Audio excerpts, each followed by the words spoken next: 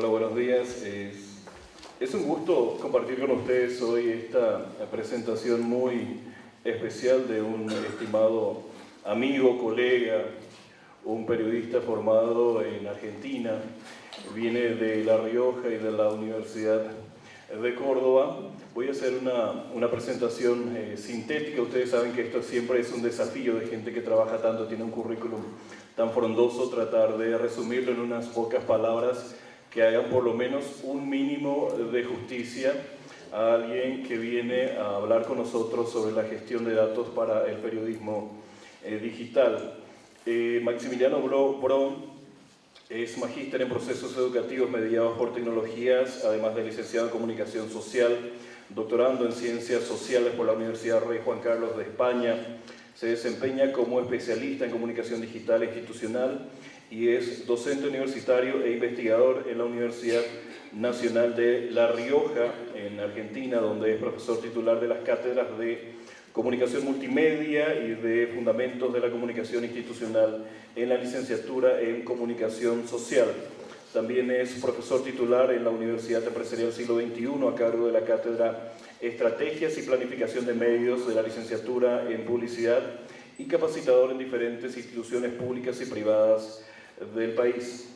Ha participado en varios grupos y trabajos de investigación y ha sido miembro del comité organizador y académico de varios eventos internacionales relacionados con la comunicación digital e institucional. En la actualidad también es coordinador de publicaciones digitales de la Universidad Nacional de La Rioja, responsable del proyecto de acceso abierto de publicaciones electrónicas académicas Libro E, y también en el último tiempo ha sido investigador, disertante, profesor invitado en varias universidades de diferentes países como México, Colombia, España, etc. En relación a publicaciones, dispone de varios artículos publicados en revistas científicas, académicas, y es autor y compilador de más de 10 libros. Ha dado diversas conferencias y ha dirigido cursos y seminarios sobre su especialidad, además de consultorías y asesoría en diversas universidades, instituciones públicas y privadas y gobiernos de Argentina y del exterior. Venido directamente de La Rioja y de Córdoba, siempre anda moviéndose entre esas dos provincias argentinas. Démosle la bienvenida a nuestro amigo Maximiliano Braun.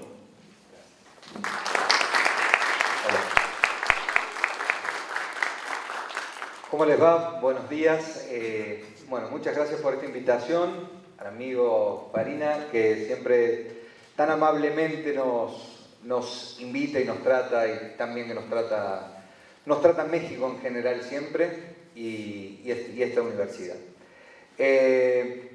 Todo eso para que me conozca todo el mundo como el profe Maxi. Allá no nos dicen maestro, nos dicen profes.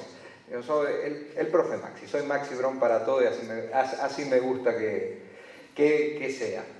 La invitación del día de hoy era para conversar un poco. Vamos a tratar de que sea lo más llevadero posible. Un rato esta mañana, una conversación con ustedes sobre un ámbito específico del periodismo, un ámbito específico que es al que me dedico en particular, y al que me vengo dedicando con fuerte énfasis en los últimos años, y que es el relacionado con los datos, con el trabajo de datos en el periodismo digital. Y acá vamos a hablar de algunas cuestiones. Voy a tratar de no caerme, como les decía, soy de hacer esos espectáculos públicos, de caerme, de hacer esas cosas para que se diviertan.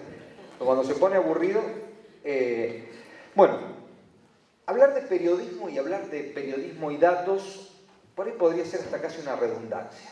Digo, el periodismo en general es datos, ¿sí? Es trabajar con datos.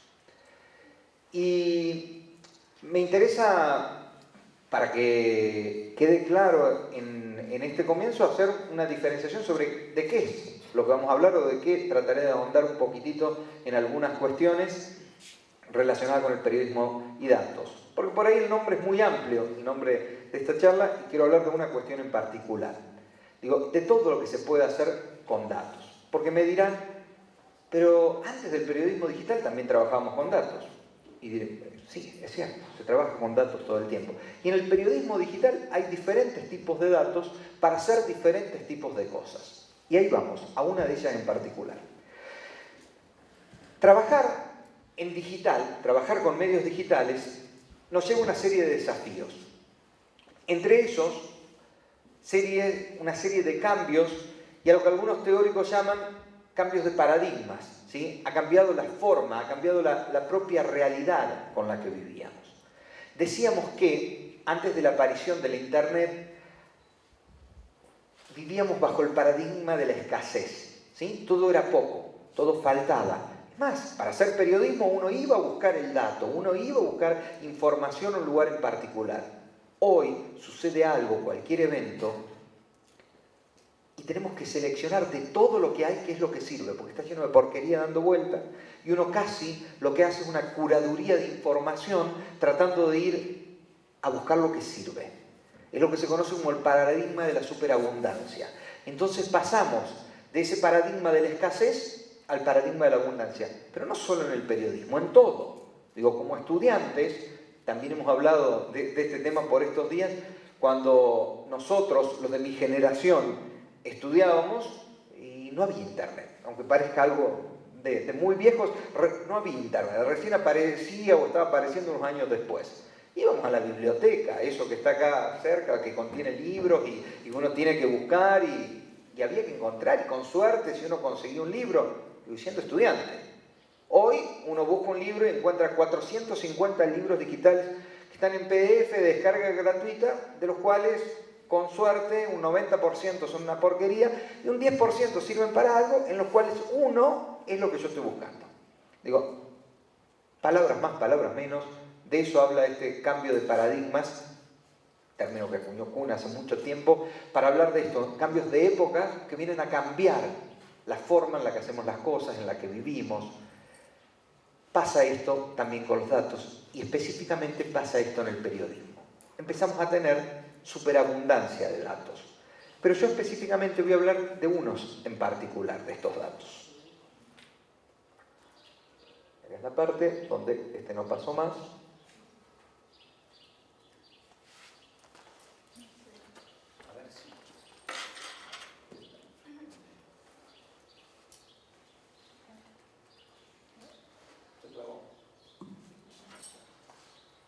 Ahí está. Digo, y en particular, cuando nos conocimos con el maestro Farina en Rosario, en esa bella ciudad argentina, él hablaba de temas específicos del periodismo en general y un gran recorrido por todas las actividades del periodismo, los grandes desafíos que planteaba el periodismo, que dicho sea de paso, 2 años después quedó impreso ese trabajo y hoy es parte de un libro en el que los dos formamos partes, y yo hablaba de esto, de la diferenciación entre el periodismo de datos y el periodismo con datos. Y específicamente de eso quiero hablar, que más allá del uso del término, todos conocemos, o hemos escuchado hablar, por lo menos, estoy seguro que así es, del periodismo de datos, ¿sí? Del trabajar con datos para hacer periodismo.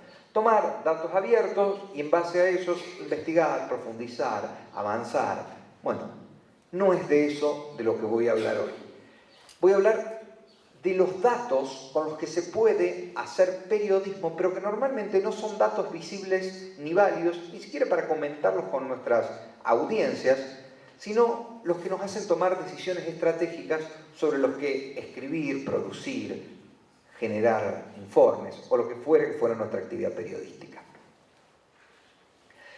Decimos, este cambio de los datos ha producido 2 grandes cosas. Un cambio en los modelos del periodismo también, y han aparecido una serie de palabritas en particular que también seguramente han escuchado, y por ahí están diciendo, bueno, otra vez volver con eso, o no sé cuánto, que uno es el Big Data o Big Data, que habla de la cantidad de información que está dando vuelta en este modelo de la superabundancia con la que nos encontramos los periodistas para poder trabajar con ella.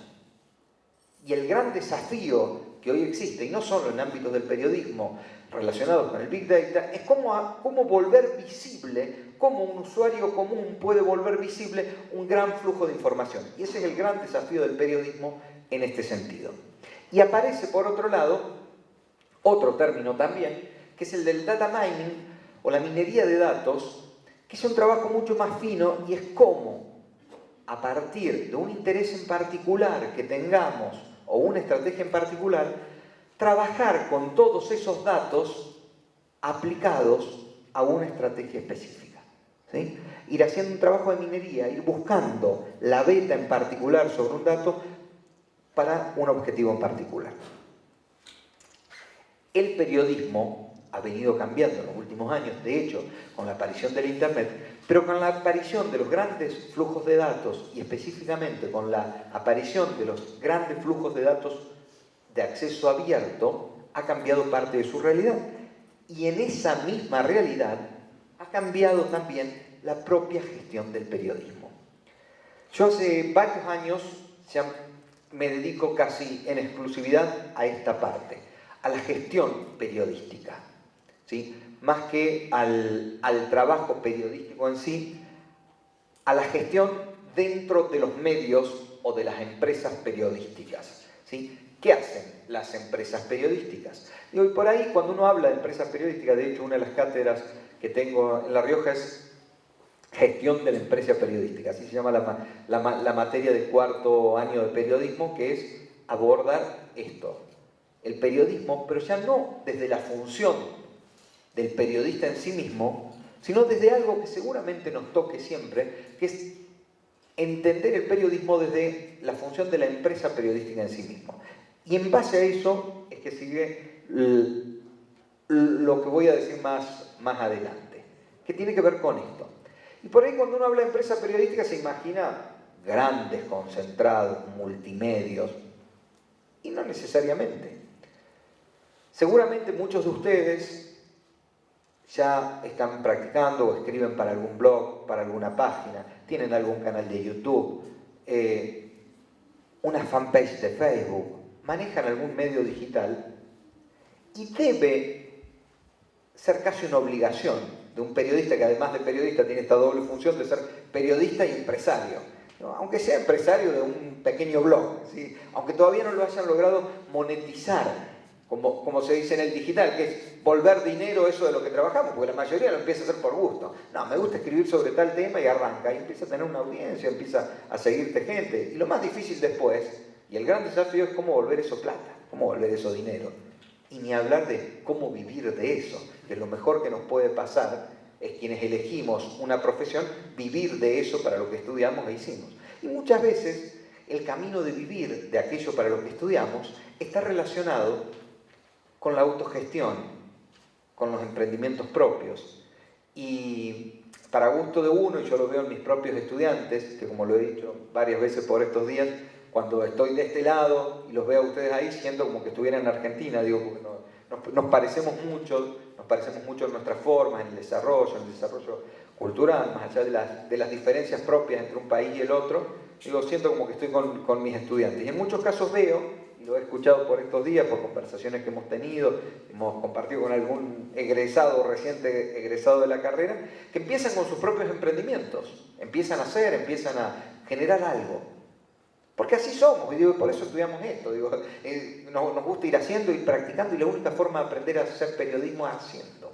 Digo, los libros dicen cosas maravillosas, cosas muy lindas, muchos escritos por gente que sabe mucho, como veía recién que entraba Farina con el libro de Alperín, que es un clásico, pero y a entrevistar se aprende entrevistando.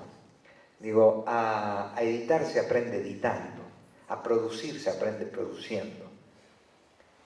Y analizar datos de audiencias y de quienes consumen mis contenidos se aprende analizándolos.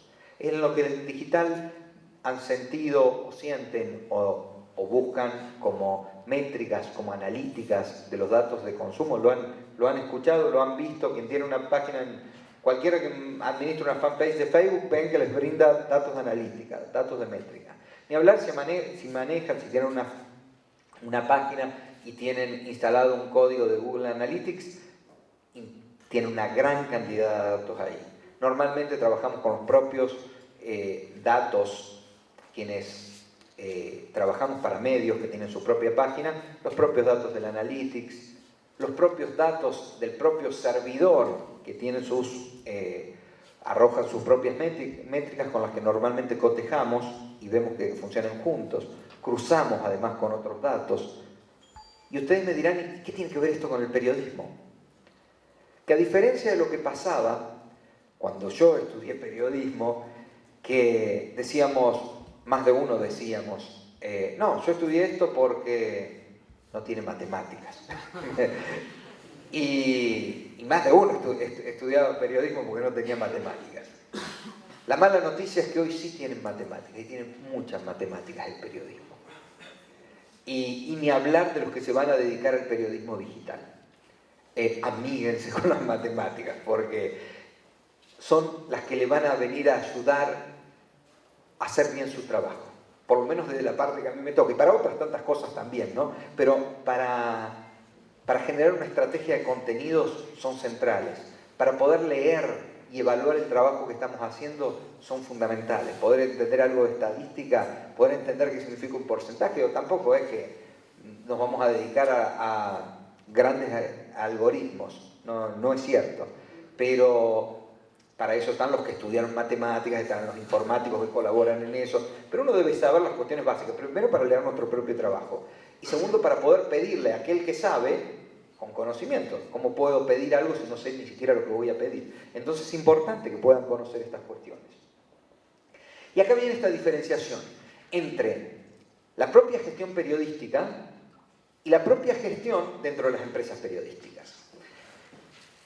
Digo, nosotros hacemos gestión, un periodista hace gestión en su trabajo cotidiano, gestiona sus cosas, sí, todo el tiempo.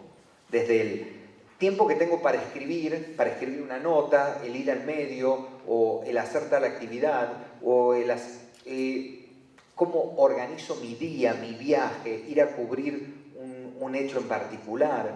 O sea, eso es gestionar nuestra propia actividad.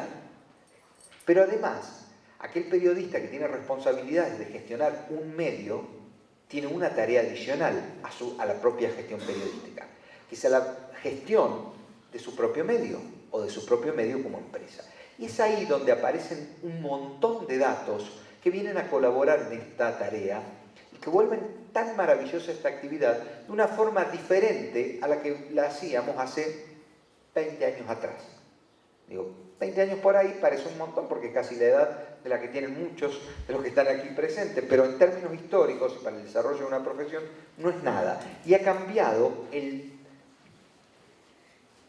hacer cotidiano en esta profesión y sobre todo en esta profesión relacionado con el medio digital. ¿Los cambios los ha puesto la web? Sí, esencialmente lo ha puesto Internet en general, la web en particular. Y ahí empezamos a analizar consumidores. Porque al fin y al cabo, aunque por ahí la palabra suene chocante porque viene del mercado, ¿sí? En el mercado se compran y se venden cosas y son consumidores, pero son quienes consumen nuestros contenidos.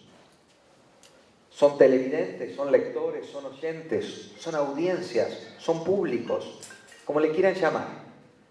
Digo, en términos de digital normalmente hablamos de consumidores, no porque estén comprando algo en el sentido de pagar por eso, porque normalmente tenemos contenidos abiertos y gratuitos, y en Latinoamérica en general estamos muy poco acostumbrados a pagar por contenidos, entonces la lógica de monetización de los contenidos es diferente, se vuelven redituables o se ve dinero por la producción de contenidos desde otro lugar.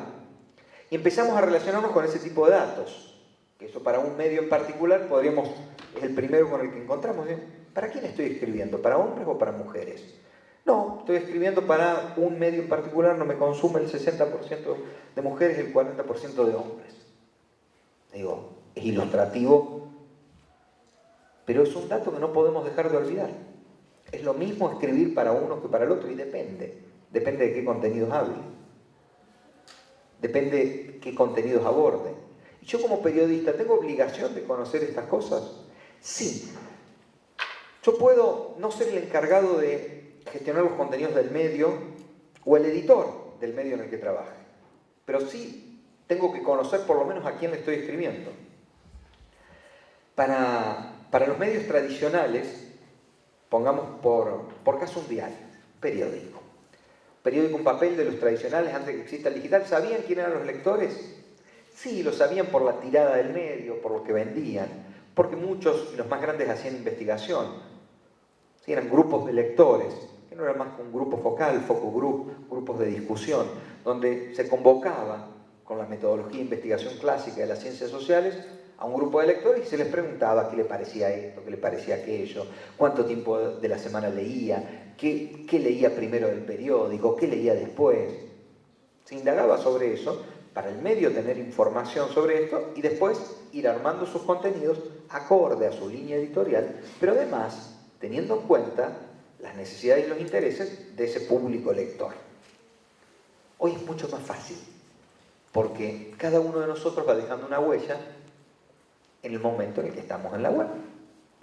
Yo les suelo decir a mis alumnos, sobre todo los de los primeros años, que uno arranca en esto creyendo que todo es anónimo. Y no hay mejor fantasía que esa de creer que en Internet somos anónimos. Nada más alejado de eso. Si hay un lugar donde dejamos registro por cada cosa que hacemos, es en el Internet. En todo. Absolutamente en todo. No hay nada anónimo. Ni hablar de la propia navegación que hacemos por páginas de medios, que es este el tema, porque si no podría ir de ahí a hablar de otros 20 temas relacionados con eso que también es interesante. Pero cuando alguien entra a un medio, deja desde dónde entró, desde qué ubicación, con qué IP, en qué ciudad estaba, en qué horario, en qué página estaba antes, o sea, cuál fue la página de acceso, por dónde vino, cómo lo hizo, qué buscó en Google que lo llevó a esa página, cuánto tiempo permaneció, qué cantidad de páginas vio ahí adentro. ¿Y esos datos son importantes para un periodista? Sí, porque son los que van a marcar las características de mi propia audiencia y son aquellos que me van a permitir generar una estrategia particular en base a los contenidos de mi propio medio. Y son estos datos a los que los grandes medios hoy les están dando tanta importancia.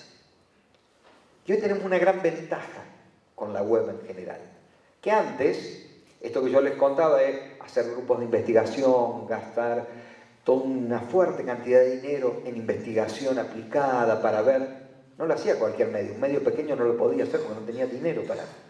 Hoy estos datos los puede tener cualquier medio, hasta cualquiera de ustedes que tenga un blog, una página web que sale muy barato hacerla, porque realmente sale muy barato hacerla, la pueden hacer ustedes sin necesidad de ser informáticos.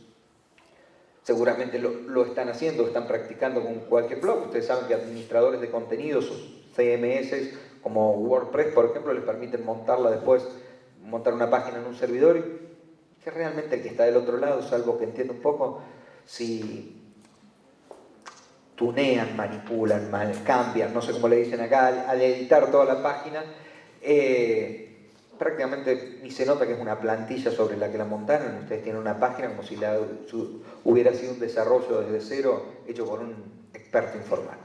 Más allá que no sea lo que uno está estudiando, hay que saber de todo un poco. Y muchas veces, yo cuento esto porque tengo muchos de los casos exitosos de exalumnos y alumnos míos lo han hecho experimentando, haciendo sus propios desarrollos.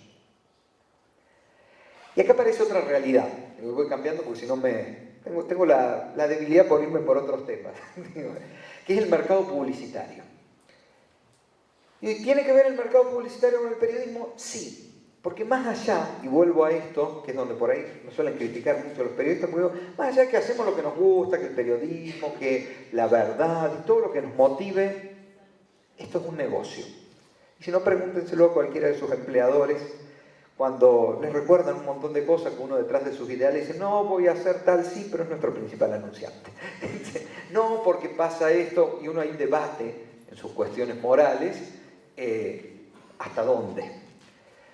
Pero lo que no debemos olvidarnos es de esto, de que detrás del periodismo hay un medio periodístico, hay una empresa periodística, y hay un mercado publicitario. Y un mercado publicitario que tiene muy claro la lectura de datos de analítica, la lectura de métricas, que son los que se usan para tomar esos datos o para parametrizar esos datos en particular y poder ser comparados con otros, que entiende mucho de esto, Es un mercado publicitario que se está reorganizando y reordenando. La torta publicitaria, el dinero que hay para publicidad, viene aumentando en los últimos años, pero no a gran escala. Lo que viene cambiando es la forma en la que se reparte. Antes se repartía en gran medida para los medios tradicionales y un poco para el digital.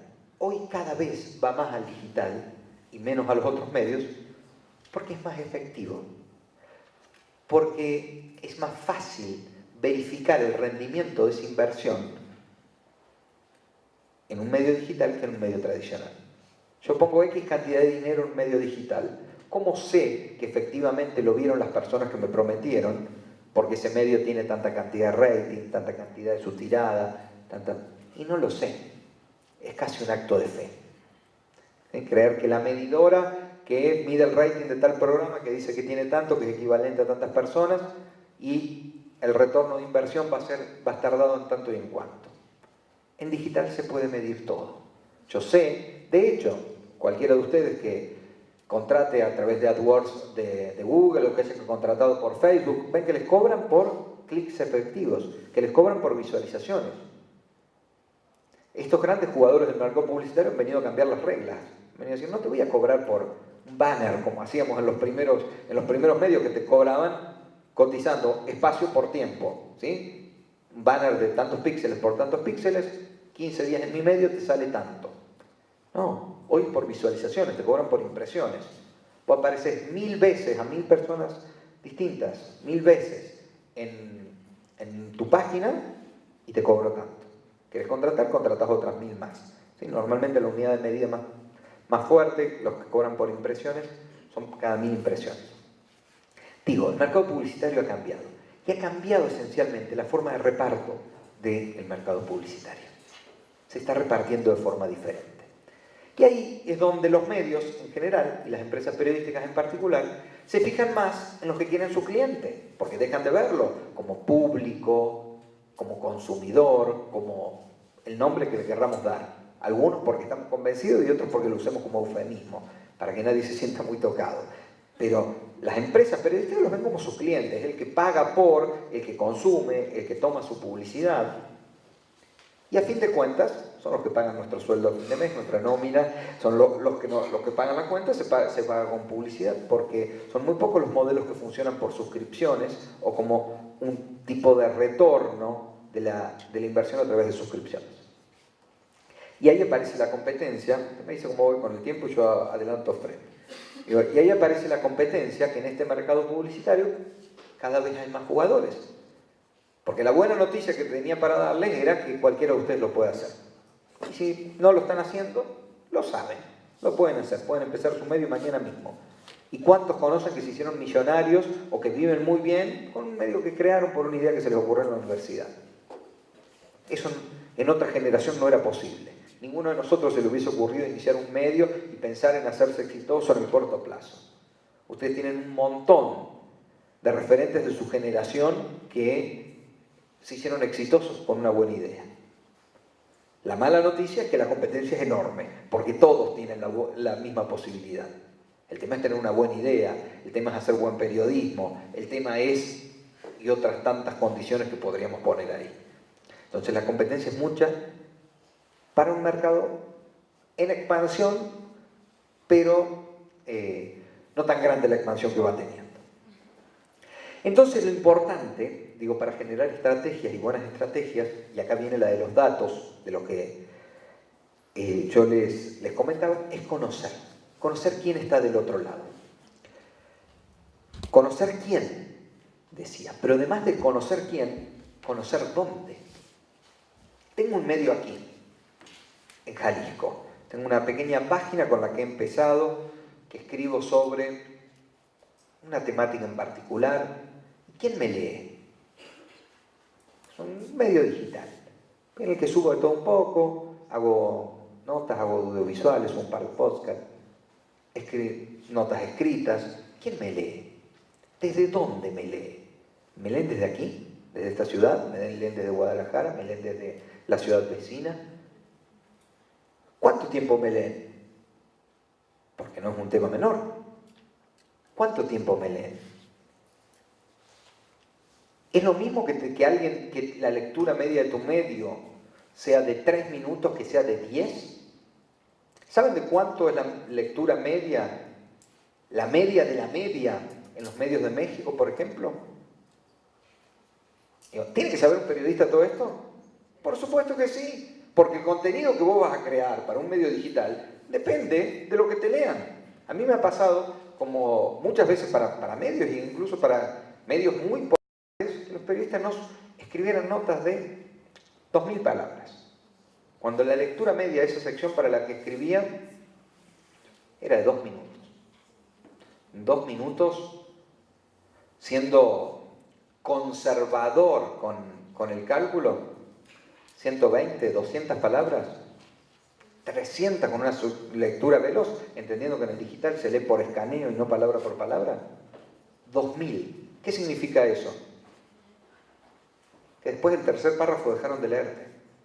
O sea, primero que estás trabajando de más, segundo que no está siendo efectivo. Y por ahí muchos me dicen, estás generalizando mucho. Sí, pero a mí me gusta saber que hago lo que me gusta, que escribo algo bien, que hago un buen periodismo, pero además que sea efectivo, porque si no es papel para envolver los huevos, como no sé acá si lo usan para lo mismo, para envolver cosas, el papel de diario, no. Con la diferencia que no lo podemos usar para no podemos usar el monitor para eso, pero es a pantallazo limpio, digo, no. Entonces, ¿tiene que saber un periodista todas estas cosas? Sí. Y debería ser la obligación que sepamos todo esto, aunque no nos toque gestionar un medio. ¿Cuánto tiempo nos leen? ¿Cómo nos leen? ¿Podemos saber cómo nos leen? Y no, hay cosas que no, pero hay otras que sí. Yo no puedo saber si está haciendo otra cosa, si está en su casa. Sabemos que hoy todos somos multitasking, que hacemos de todo un poco, pero en la mayoría de los datos podemos saber qué hacen en una página, qué leen primero, qué leen después. Hoy tenemos datos genéricos que podríamos ampliar y extender a casi todos los medios digitales del mundo occidental. Sabemos que al footer, al pie de la página, llega menos del 5% de los que abrieron en el top, en la parte de inicio. Eso, si lograron mayor vista que esa, es porque por ahí tienen una página más corta o mejor diseñada, con menos scroll para ir hasta el final. ¿Esos datos son importantes? Sí, para el que trabaja en el diseño, para saber dónde ubica el contenido de una página. He visto también, como asesor de algún medio, cómo tenían notas importantes y las ponían al final. Las notas que más querían vender, parece una tontería, porque cualquiera se daría cuenta que no es así, pero como usuario. Yo le digo a mis estudiantes, la diferencia entre un usuario y un experto, ¿cuál es? Porque usuarios de Internet somos todos. Ahora, el problema es cuando se creen expertos sin serlos. Y ni hablar de muchos que son expertos y no se valoran como tal. Ustedes tienen que considerarse expertos y además serlos, para lo cual hay que manejar profesionalmente un montón de información y conocimientos para eso. Entonces, es parte del desafío y de este mundo de los datos y de manejar datos específicos. Por eso, esa es la diferencia que decía antes entre el periodismo de datos y el periodismo con datos. ¿Ustedes van a hacer periodismo con esto? No. Eso es bastante improbable que se escriba una nota sobre esto. Pero para cualquier cosa que vayan a hacer, necesitan por lo menos tenerlo en cuenta. Hay algunos que tengo conocidos que son casi obsesivos de estos datos. Hay otros que no, pero por lo menos lo importante es ir monitoreando cómo se mueve mi audiencia. ¿Quién es el que me está leyendo? Si al fin y al cabo todos escribimos, generamos contenido, grabamos, hacemos nuestras notas en radio, para alguien que nos escuche. Nadie lo hace porque sí. En el fondo todos lo hacemos porque hay alguien del otro lado, si es el que le termina de dar sentido a nuestro trabajo. Entonces, ¿a qué parece este mundo de los datos del que hablábamos? Datos que pueden visualizarse de 1000 formas diferentes. Es una captura de pantalla del Google Analytics visto del celular. Yo tengo ¿Y para qué me serviría eso en un medio? Eso es una tabla en la que ven las diferentes horas, los diferentes días de la semana, pintados en diferentes colores, la intensidad del tráfico. Dato básico de cualquier medio para ver. ¿A qué hora estoy subiendo las notas en mi medio? Yo tengo un blog. Yo tengo una página en la que escribo sobre el deporte, qué sé yo, la Liga Regional de Fútbol de la zona, que imagino que hay como en todos lados. ¿A qué hora subo las notas? Después de los partidos, antes, inmediato, pero hay notas que saben que son atemporales, pueden servir toda la semana, no son tan perecederas, no es el resultado del partido de él. Y las estoy subiendo estratégicamente, o quien entra el día, para cómo no me traje los anteojos, el día miércoles a las 10 de la mañana, que es el fuerte, en ese medio, tiene el mismo contenido que tenía a las 7 de la tarde el día martes. ¿Por qué no? La chica que sube las notas viene a las 12 del mediodía. ¿Qué les pasa a ustedes cuando entran a una página? Entraron el martes a la tarde, entran el miércoles a la mañana y ven que están lo mismo. Y ya no les da gana, van a otra. ¿Entienden por qué es que digo esto es importante? Porque está la vida de mi medio ahí, está la vida de mis notas, está el interés en ser leído, que no vayan a leer a mi competencia. Entonces, saber, por ejemplo, eso, tener estos datos, decir, ¿a qué hora me consumen? A mí como asesor de medios me ha tocado hasta cambiar horarios laborales, por los cuales por ahí no me quieren mucho cuando hago este tipo de modificaciones, porque he descubierto, por ejemplo, viendo estos datos, lo que la gente leía a las 7 de la mañana. Y empezaban a subir a partir de las 9, porque subía contenidos, medio con muchos periodistas, llegaban a partir de las 9. No. ¿Saben qué es lo primero que hacemos cada uno de nosotros a la mañana cuando nos levantamos? Ver noticias. Antes de ver noticias, agarramos el celular. Lo primero que abrimos, WhatsApp. Lo segundo, Facebook, Twitter, Instagram. Depende del orden y cambia de acuerdo a la generación y al país. Hay estudios sobre eso. Eso también es importante que lo lean. Entonces, si yo tengo un medio y mi medio tiene una fanpage en la que adelanto noticias, ¿saben cómo trabaja el algoritmo de Facebook? Deberían por lo menos rastrearlo, tratar de entenderlo, para ver que lo último que se subió dura un par de horas, de acuerdo a si tiene interacciones o no. Si yo tengo un medio y quiero darle contenidos a esos que están leyendo a primera hora, subirlo ahí, tenerlo subido en mi fanpage, antes que se despierte, agarre el teléfono, vea y vea la nota de mi competencia. Y eso me obliga que si tengo mi planta de periodista que ingresa a las 9 de la mañana, decirle, muchachos, van a tener que entrar 2 horas antes. Se van 2 horas después, eso se arregla, es otra cuestión. Pero tiene que ser efectivo. Si hay algo que queremos hacer es periodismo efectivo, pero además eficiente. Y la diferencia entre la efectividad y la eficiencia está dada en el costo. Yo puedo ser efectivo tirando y tirando y tirando y tirando y en alguna le voy a pegar. Ahora, el eficiente es el que en un solo tiro le pega donde le quiere pegar. Cumplir un objetivo, sin importar el costo, cumplir un objetivo sabiendo que los recursos son escasos, siempre.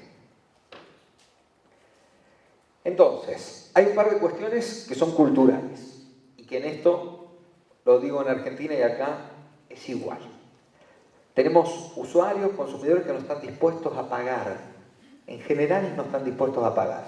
Hay casos de excepción y son un análisis interesante para hacer y para ver por dónde debería ir el modelo de negocios. La mayoría de nosotros no estamos dispuestos a pagar, por eso buscamos todas cosas gratis, o dónde encontrarlo gratis, o si hay algo de pago, buscamos gratis. Por eso han fracasado los grandes medios con sus modelos de suscripción. No queremos pagar. ¿Qué es lo que pagamos? Netflix, Spotify, porque nos ofrecen algo diferente, no nos estafan en lo que nos cobran, y lo terminamos viendo como algo de decir, pero al final por todo lo que me da, lo pago con gusto. Pero, ¿pagar qué? El diario, vamos a poner el nombre X para que no se ofenda a ninguno, que al final lo mismo que me da es lo que leo gratuito, y si no lo leo gratuito ahí, lo leo en otro que me lo da gratis. ¿Cuál es el diferencial de calidad? Ninguno. Entonces, ¿por qué tienen éxito los que tienen éxito? Analizar eso no es menor. Entonces, no estamos dispuestos a pagar. Una cultura de lo móvil. Otra cosa, y otra cosa que se olvidan muchos periodistas también. ¿De dónde te leen? ¿De tu computadora de 16 pulgadas? ¿O de un pequeño celular que tiene con suerte 5 pulgadas la pantalla, 5 o 6 pulgadas, de acuerdo el tamaño? La mayoría leen desde el teléfono. Hoy tenemos una cultura de lo móvil. ¿Leemos de la misma forma desde el teléfono que desde la pantalla? No. No. Ya ni les voy a hablar de que leemos en forma diferente. También hay infinidad de estudios sobre eso. Leemos diferente. A mí me gusta la definición de algunos teóricos que dicen leemos por escaneo. Leemos de pasada. Por una cuestión óptica también, por una cuestión... Las pantallas emiten brillo, el papel no. Yo en el papel veo, fijo, leo palabra por palabra. La pantalla trato de quitar la vista rápido porque molesta y voy leyendo por escaneo. Entonces, como periodista digital me obliga a escribir por palabras claves, palabras gancho que van enganchándome, pero no es el tema de la charla de hoy. Digo, van obligándome a leer y algo que lo atrape. Por eso titulamos diferente en papel que en digital, porque además de todo lo que hay que tener en cuenta para titular, debemos tener en cuenta que nos leen desde acá. Entonces, ¿es importante saber de dónde me leen? Sí. Porque incluso le presto menos atención, si nos ponemos finitos, a una pantalla de 5 pulgadas que a una de 20. Porque puedo ver diferente. Porque se estructura diferente.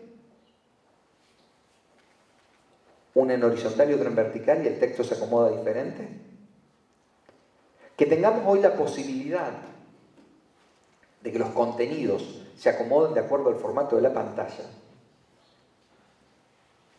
es un gran avance de la informática que se hace solo. Pero debemos pensarlo también así al momento que armamos contenidos. Si yo estructuro todo y pongo primero una foto antes del texto, ¿qué va a ser lo que va a aparecer de acuerdo al dispositivo en el que lo vea? Entonces es importante conocer ese tipo de datos. La dinámica de los dispositivos. Hacemos cosas sentados en la computadora, en la notebook, en lo que estemos, con el teléfono en mano, mandando WhatsApp y revisamos Facebook, o mientras vemos televisión. Es muy raro que trabajemos con más de 2 pantallas, con menos de 2 pantallas a nuestro alrededor. Siempre estamos mirando tele y mientras vemos tele consultamos ahí. Si hasta vemos películas consultando quién es el elenco o quienes trabajan en la película con el celular en la mano.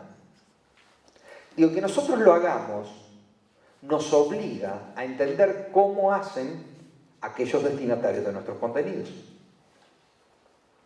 El flujo social, las relaciones que se dan entre los consumidores de un medio.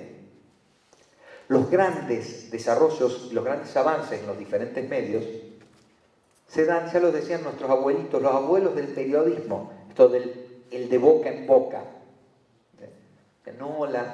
Y sí, nosotros nos fue bien con algo. Che, fíjate que están haciendo tal página, tiene cosas, están subiendo. Y es más importante lo que nos dice un amigo, lo que nos dice nuestro compañero de la facultad, lo que nos dice, que cualquier cosa que hayamos visto por ahí. Y la forma en la que uno establece relaciones, inclusive, en muchos casos, con algunos referentes a los que no conocemos, pero a los que sí respetamos por el conocimiento, por la forma en la que interactuamos con ellos. Todo hoy es no lineal y hay una sobreabundancia de contenidos, como decía antes, y todo empieza a tender, por no decir que está bastante avanzado, en la personalización y en el servicio. Fíjense que de los pocos casos de grandes medios que han ido migrando a lo digital y han logrado, pero en otras culturas, donde el tema de pagar por su suscripción está más profundizado, la diferencia está en el servicio, está en la personalización, en darle algo diferente. Cuando uno se loguea, yo me logueo en Netflix, entro y veo lo último que vi, relaciona esta película con la otra, me recomienda la serie nueva de acuerdo a mi gusto y a la clasificación que se hizo. Siento que está pensado para mí. Me habla a mí, le habla a Maxi Brón. No le habla a Héctor Farina. A él le habla diferente. Él ve otra cosa, ve otras series, tiene otros gustos, pero cuando él se sienta con su Netflix, con su Spotify, le aparecen su lista de recomendados y ya le habla a él. ¿Y qué nos pasa con los medios en digital? En general, le hablan a todos de la misma forma. Ni siquiera ordenan las noticias diferentes. A mí no me interesan las mismas noticias que le interesan a él. Ni las que le interesan a él. ¿Y por qué aparecen todas iguales? Fíjense que los medios que están cambiando esto, están haciendo eso mismo. Están ordenando el contenido de la información de acuerdo al usuario. Si yo tengo todos los datos que mostraba antes de los usuarios para ordenar la información diferente. O sea, tampoco es una gran verdad lo que estoy contando, un descubrimiento. Ya lo están haciendo los medios más exitosos y que quien está dispuesto a loguearse, identificarse frente a ese medio, eso. Y los que no están dispuestos a identificarse toman datos de otro lado para identificarlos e ir ofreciéndole una mejor experiencia de usuario.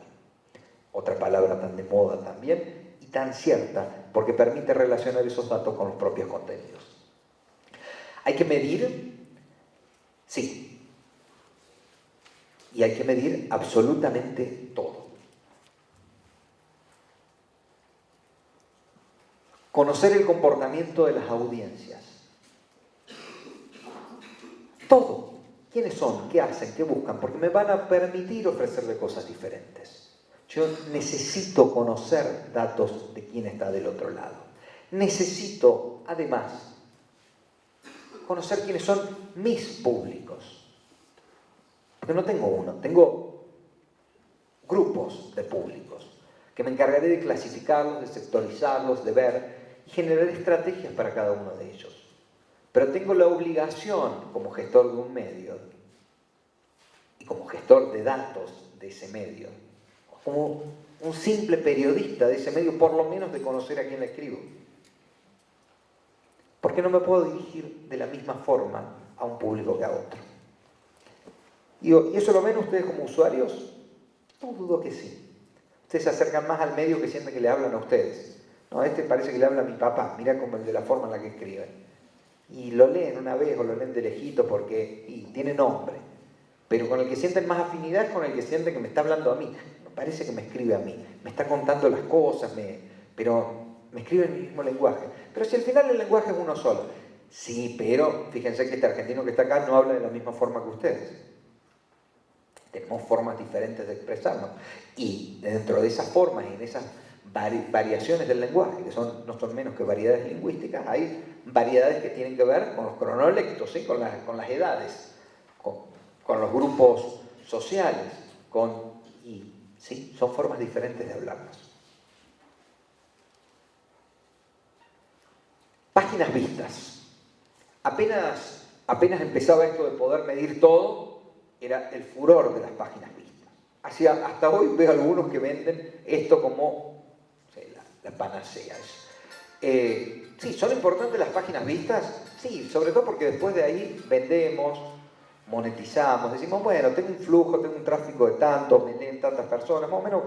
A ver, quienes piensan los medios digitales con la misma lógica del medio tradicional no pueden escapar a esto, porque era la tirada. ¿Cuánto es la tirada de tal diario? ¿Sí? Entonces uno sabía que no, ese diario imprime 10.000 ejemplares por día. ¿Sí? Y sobre eso se calculaba el readership, que es la cantidad de personas que lee cada uno de esos ejemplares, que en números más, números menos, andan a nivel mundial a razón de 4, entre 3,5 y 4 en la mayoría de los medios. Entonces uno multiplicaba. Si tira 10.000 por 4 personas que leen cada uno, yo sé que ese medio llega a 40.000 personas, que era más o menos como este dato. ¿Sí? Quienes analizaban datos de lectura y de consumo de los medios tomaban esto. Entonces esto pareció ser lo más cercano, lo más familiar. Pero muchos se quedaron ahí y miran solo páginas vistas. No me leen tantas personas. A mí, sinceramente, y me dedico a esto, me importa. Pero diré que poco, para ser elegante. Porque con este dato solo no hacemos nada. Entonces, ese es solo el comienzo. No hay recetas para tener una buena relación. Y no se confundieron de charla, no soy un gurú sentimental, ni les voy a recomendar sobre la vida de pareja, ni ese tipo de cosas, pero es más o menos lo mismo. ¿Tenemos una relación con nuestras audiencias? Sí. Un día se enojan y se van. Un día escribimos algo que no les gusta y generalmente hay una buena relación, una relación de fidelidad con un medio. Si no, pregúntense ustedes cuánto hacen que leen un medio, por qué dejaron de leer otro, por qué empezaron a leer un nuevo medio.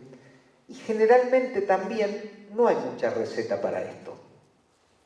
Pero hay algo clave, que es conocer al otro. Y vuelvo, parece un consultorio sentimental de nuevo. No, para llevarte bien en tu relación, tenés que conocer al otro. Y tenés que conocer a quien le escribís.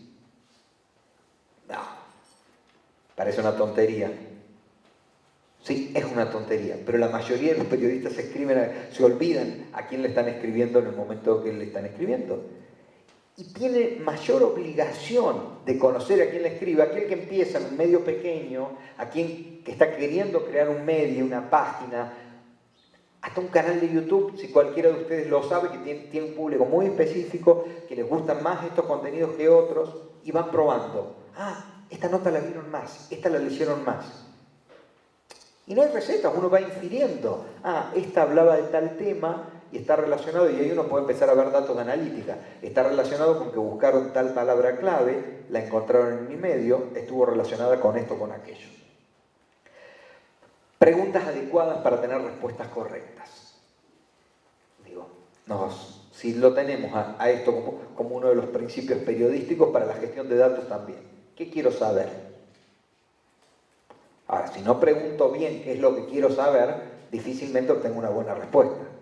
Hay veces que pretendemos que nos adivinen, no solo cuando entrevistamos, sino cuando analizamos datos. Entonces, ¿qué tengo que medir? Y todo, decíamos antes. Tiempo de lectura, ¿cuánto me leen?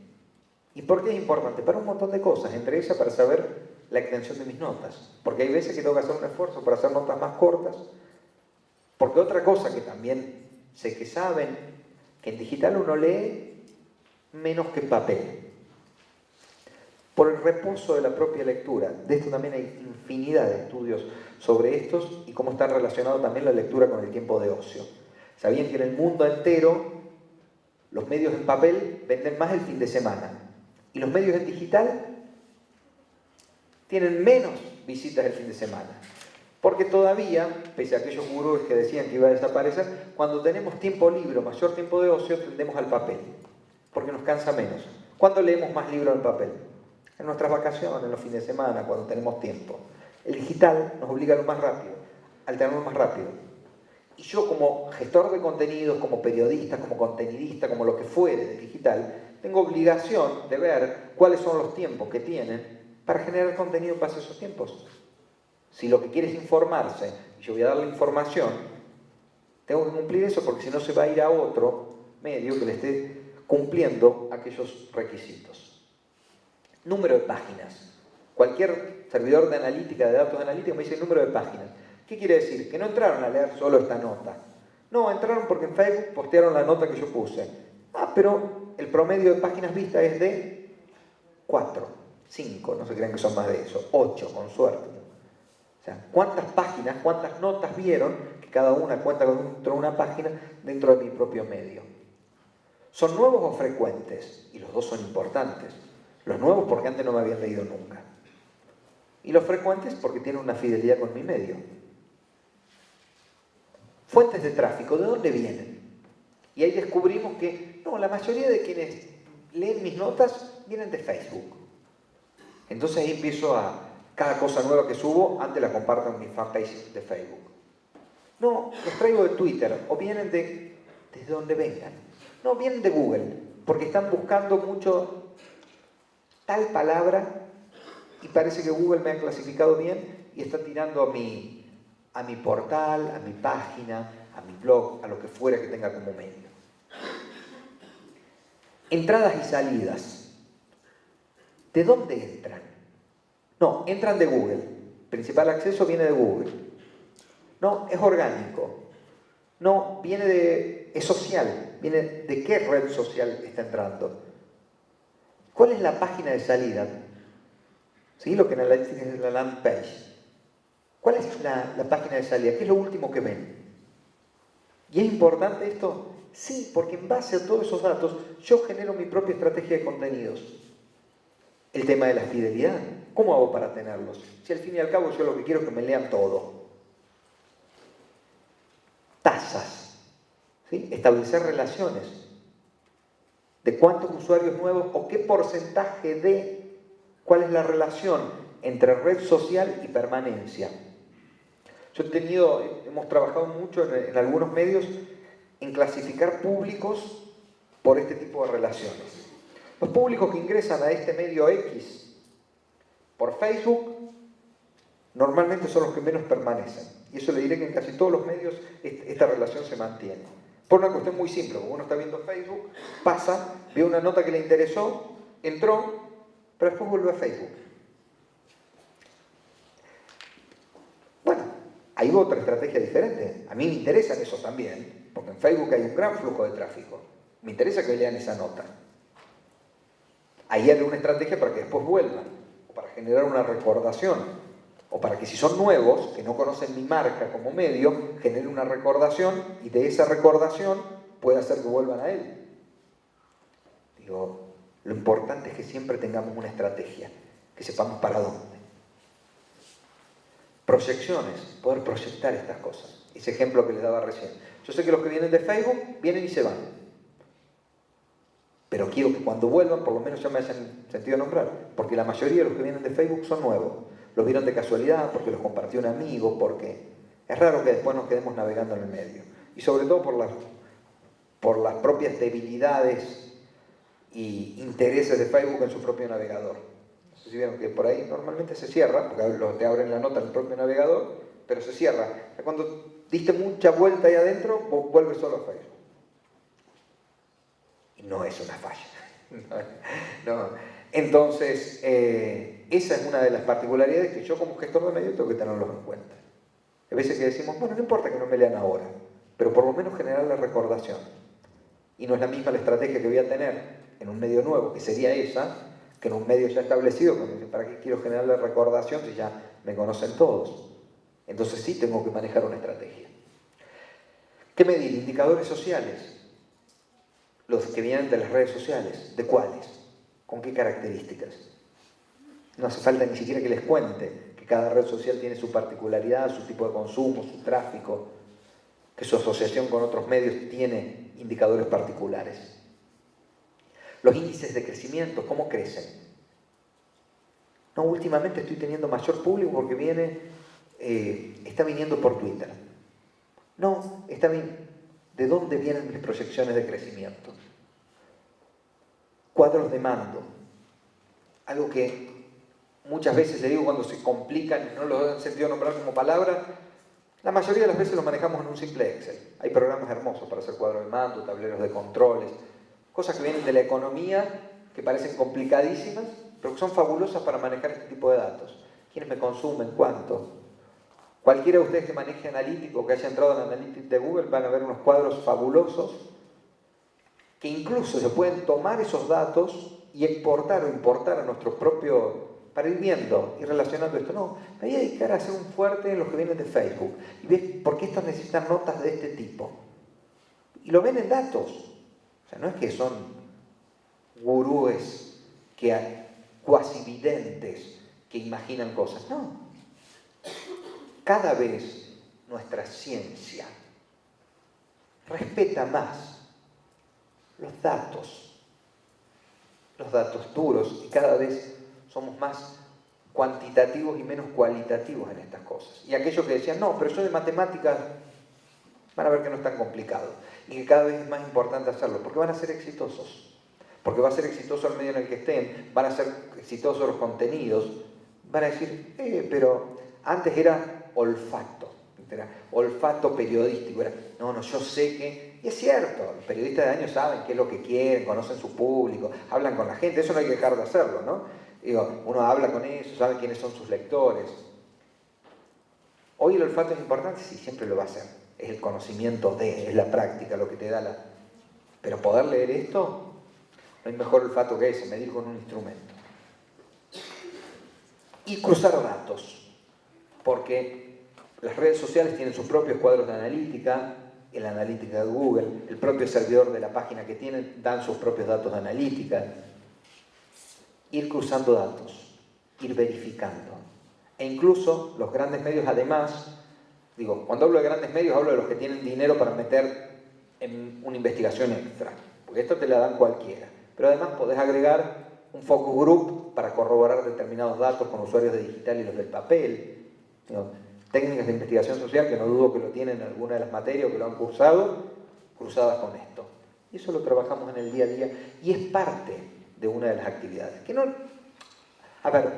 no necesariamente la va a hacer cualquier periodista, pero sí lo que debe hacer cualquier periodista es conocer datos básicos de estos.